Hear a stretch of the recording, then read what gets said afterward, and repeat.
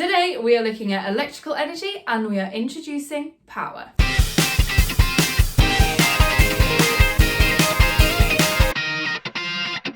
When we are looking at circuits, we can consider the electrical transfers that are going on. Do we have to? Let's have a look at these two circuits and their transfers. In the first one, you have got electrical energy being converted to light and heat in the light bulb. And for the second one, you've got electrical energy being converted to the kinetic energy of the motor, and some will be dissipated as heat. In both examples, the coulombs are carrying the electrical energy around from the cell to the component, and the energy is being converted in that component. But I know what you want to know. How can I calculate the energy? Well, you're in luck. Here's another equation. E, energy in joules, is equal to I, current in amps, multiplied by V, voltage in volts, multiplied by T, time in seconds. So let's have a look at an example using this equation. I have a kettle. It is connected to a 12-volt supply and there are 20 amps flowing through it.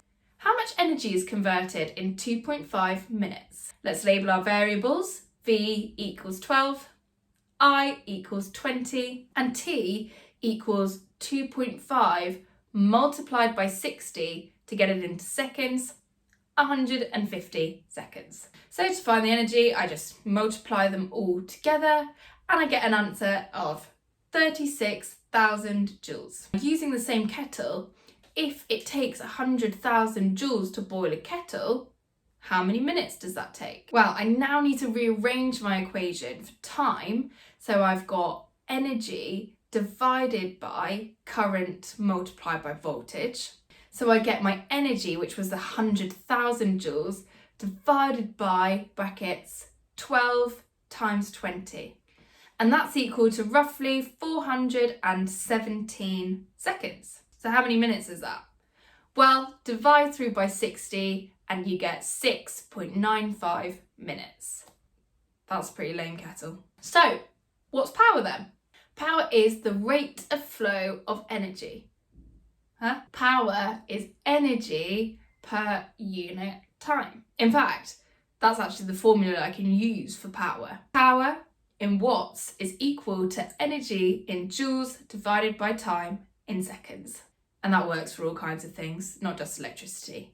So why don't we work out the power of my kettle? What is the power of that kettle that took 6.95 minutes to boil the water? Well, remember my energy transferred from my previous example was 100,000 joules and my time was 6.95 minutes, but I need to convert it into seconds, so I multiply it by 60. Then I've got my power is energy over time is 100,000 divided by brackets 6.95 times 60. And that's equal to 240 watts. Now, the reason that power is useful is because it tells me the amount of energy transferred per second. So that means I can easily compare the amount of energy that two different devices will use for the same amount of time.